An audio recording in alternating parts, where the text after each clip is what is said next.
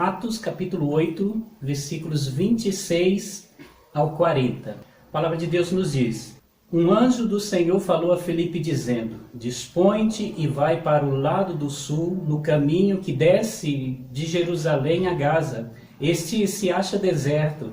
Ele se levantou e foi. Eis que um etíope, eunuco, alto oficial de Candace, rainha dos etíopes, a qual era superintendente de todo o seu tesouro que viera adorar em Jerusalém, estava de volta e, assentado no seu carro, vinha lendo o profeta Isaías. Então disse o Espírito a Filipe: Aproxima-te deste carro e acompanha-o. Correndo Filipe, ouviu ler o profeta Isaías e perguntou: Compreendes o que vens lendo? Ele respondeu: Como poderei entender se alguém não me explicar? E convidou Filipe a subir e a sentar-se junto a ele. Ora, a passagem da escritura que estava lendo era esta: Foi levado como ovelha ao matadouro, e como um cordeiro mudo perante o seu tosqueador, assim ele não abriu a boca. Na sua humilhação lhe negaram justiça. Quem lhe poderá descrever a geração? Porque da terra a sua vida é tirada. Então o eunuco disse a Filipe: Peço-te que me explique a quem se refere o profeta. Fala de si mesmo ou de algum outro? Então Filipe explicou, e começando por esta passagem da Escritura, anunciou-lhe a Jesus. Seguindo eles caminho fora, chegando a certo lugar onde havia água, disse o eunuco: Eis aqui água, que impede que eu seja batizado? Filipe respondeu: É lícito se crer de todo o coração. E respondendo ele, disse: Creio que Jesus Cristo é o Filho de Deus. Então mandou parar o carro, ambos desceram à água e Filipe batizou o eunuco. Quando saíram da água, o Espírito do Senhor arrebatou a Filipe, não vendo mais o eunuco, e este foi seguindo o seu caminho cheio de júbilo. Mas Filipe veio a achar-se em Azoto, e, passando além, evangelizava todas as cidades até chegar a Cesareia. Esse é o nosso texto. George Whitefield, ele viveu entre 1714 a 1770. Ele foi um pastor anglicano, e era um pastor itinerante. E ele desenvolveu um ministério de 35 anos na Inglaterra e Estados Unidos. Nesses dois países, ele desenvolveu aí, durante 35 anos um ministério de pastorado e principalmente itinerante. Em uma das suas viagens, ele chegou, porque quando ele saía nas suas viagens, ele sempre se acomodava na casa de algumas pessoas, de alguém que abria as portas. E certa vez ele se encontrou num lugar e ficou, teve ali os seus aposentos ali durante uma semana na casa de um coronel. E aí esse coronel, que tinha sua família, sua esposa e as duas filhas, ficaram com ele ali durante uma semana, tratando ele muito bem.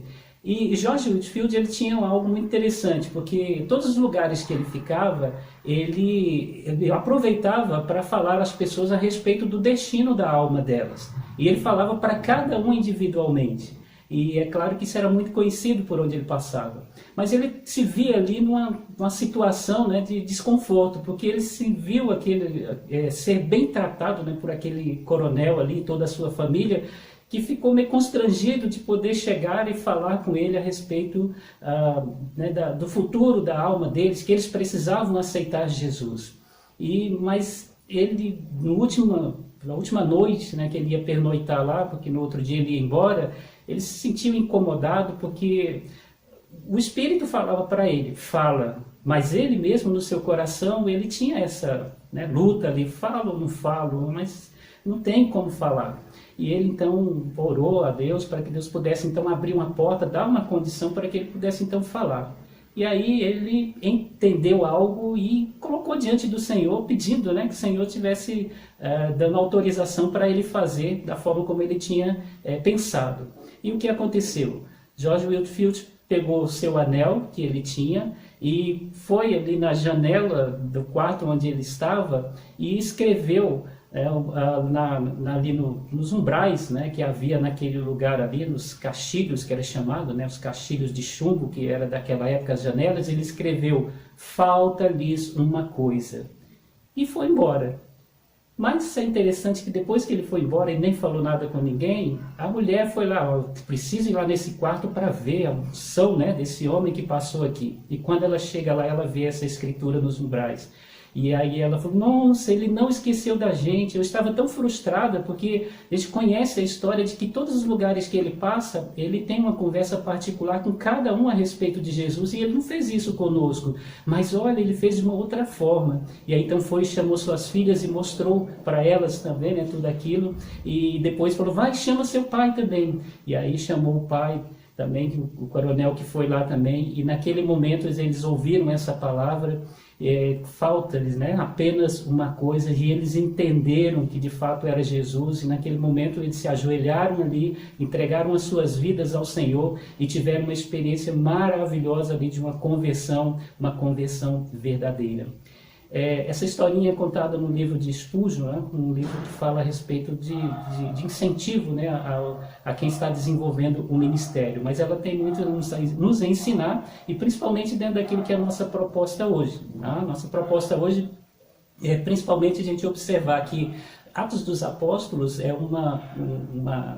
um livro, né, que tem muitas histórias inspiradoras, mas essa que nós acabamos de ler, né, ela é uma das grandes inspiradoras ali, principalmente no que diz respeito à conversão de pessoas, a pessoas experimentar de fato ali o que é ser um discípulo de Cristo Jesus. Então nós sabemos que Jesus, ele chama pessoas para estar com ele, justamente com o propósito de aprender dele, mas também de dedicar as suas vidas a ele também, dentro do reino, com obediência e com serviço.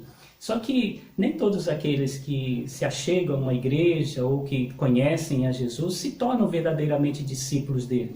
Porque o discípulo tem as suas marcas, tem as suas características. E eu gostaria de falar hoje de uma das marcas, né, que determina aí um cristão, né, que como um discípulo de Jesus. E ela, justamente essa característica, é a sua experiência de salvação. Para ser um discípulo de Cristo é preciso ser salvo. Quem não passou pela experiência da salvação não pode dizer que é um discípulo de Jesus, porque essa é uma característica dos discípulos de Jesus. Mas essa experiência é fruto de uma decisão, né? A experiência ali da salvação. Nós conseguimos, né, entender a salvação e assimilar a salvação para as nossas vidas quando nós tomamos uma decisão. Mas o que motivou a decisão, né, do eunuco aí, no que diz respeito à sua salvação e poder experimentar essa salvação nas suas vidas? 3 coisas interessantes que eu quero deixar bem rápido para nós aqui, né, no que diz respeito à experiência da salvação, principalmente do eunuco. Primeiro, porque foi motivada pelo conhecer a Deus. Se o eunuco não tivesse tido, né, ali a curiosidade de ler nas Escrituras, conhecer a respeito de Deus, e ficou até intrigado, né, diante de tudo aquilo que ele estava ouvindo, se ele não tivesse preocupado, ele não tinha experimentado a salvação, porque ninguém teria falado nada com ele.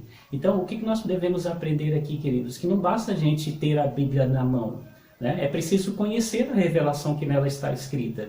E a partir do momento que nós vamos estudando na palavra, vamos compreendendo a palavra, aí sim, nós somos motivados a entregar as nossas vidas a Deus, conhecer mais esse Deus. O eunuco, ele estava de fato lendo, mas ele não estava entendendo. Foi preciso, né, que eles estivessem então ali sendo acompanhados, né, por alguém que pudesse ali estar ajudando, né, na sua caminhada, ajudando ali naquilo que era a sua intenção no seu dia a dia. Muitos cristãos, eles conhecem a história da Bíblia, só que não conhecem o Deus, né, da Bíblia. E nós só vamos conhecer quando nós, né, procurarmos cada vez mais estar com esse Senhor. Então, o verdadeiro discípulo de Cristo, ele deseja conhecer mais e mais o seu Senhor. Por isso que a característica de um discípulo de Cristo é a sua experiência de salvação. E essa experiência é o desejo de cada vez mais conhecer a Deus e de viver para esse Deus. E aí vem a grande pergunta: qual é o seu interesse em conhecer a Cristo? Né? Quer aprofundar mais esse conhecimento de Cristo e se tornar um discípulo verdadeiro? Discípulo de Cristo, a marca é poder então estar conhecendo, né? Experimentou a salvação e tem o desejo cada vez mais de conhecer e conhecer o Senhor. Uma outra questão é a motivação pelo depender de Deus. Depender de Deus. Nós experimentamos a salvação por essa motivação de querer cada vez mais depender de Deus. Não, eu quero esse Deus para a minha vida. Né? Depois de ouvir, depois de conhecer a sua palavra, a gente quer depender dele, colocar a nossa vida todas nas mãos dele. Não basta saber que Cristo salva o pecador. Né? Essa é uma mensagem muito divulgada por aí. Muitas pessoas sabem disso, Jesus salva, mas é preciso entregar, né, os seus cuidados, cuidado das suas vidas a Ele, para que Deus possa conduzir essa vida. Ele salva o pecador, mas não só salva, Ele quer conduzir esse Salvador numa jornada vitoriosa, uma vida cristã vitoriosa. E aqueles que se tornam discípulos de Cristo, ao experimentar da salvação, ele tem cada vez mais dentro de si esse desejo de depender e depender mais de Deus. O eunuco, ele precisava, né, depender do Redentor para poder ser salvo ali. Por isso que ele perguntou, está falando de quem esse profeta? Dele ou de outra pessoa? E depois de ouvir de Filipe tudo aquilo a respeito de Jesus, ele falou, o que falta para mim ainda?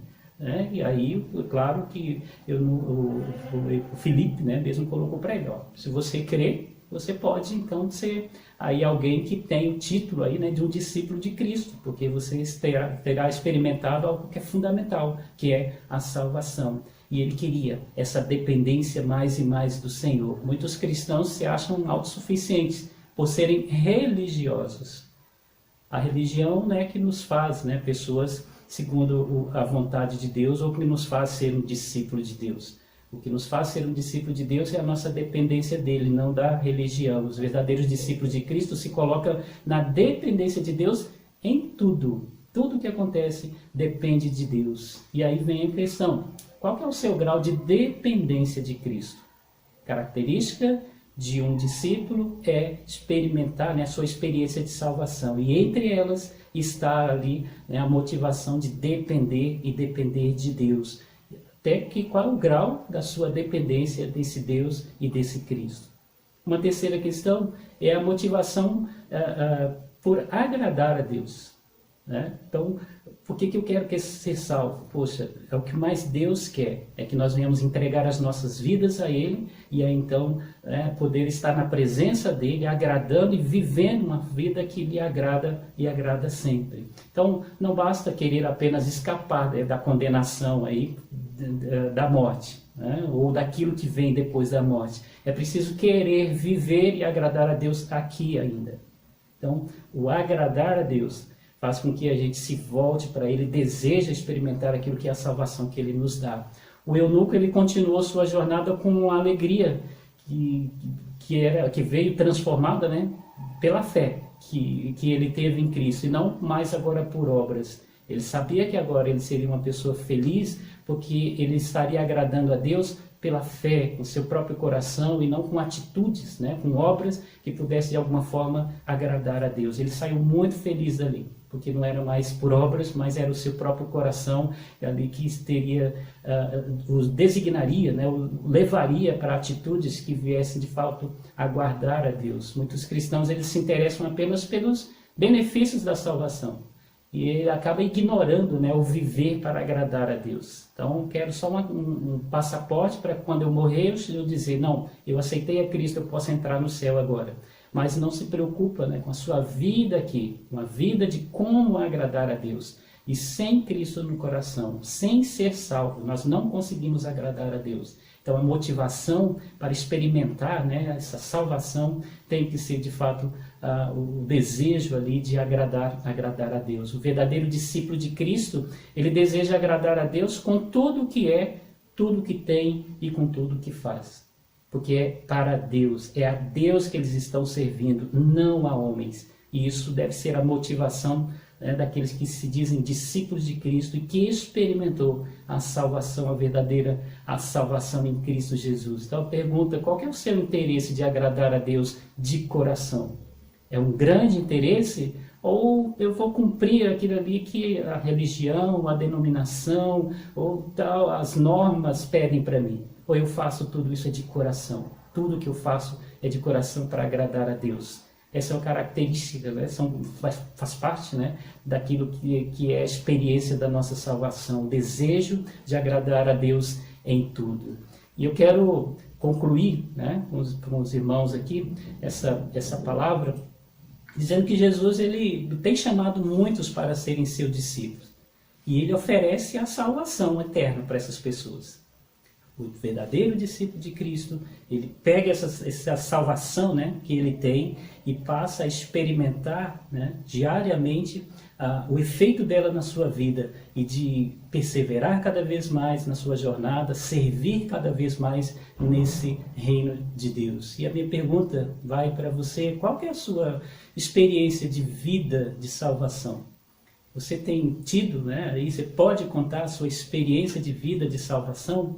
Porque essa é uma das marcas, é uma das características dos discípulos de Jesus, experiência de salvação.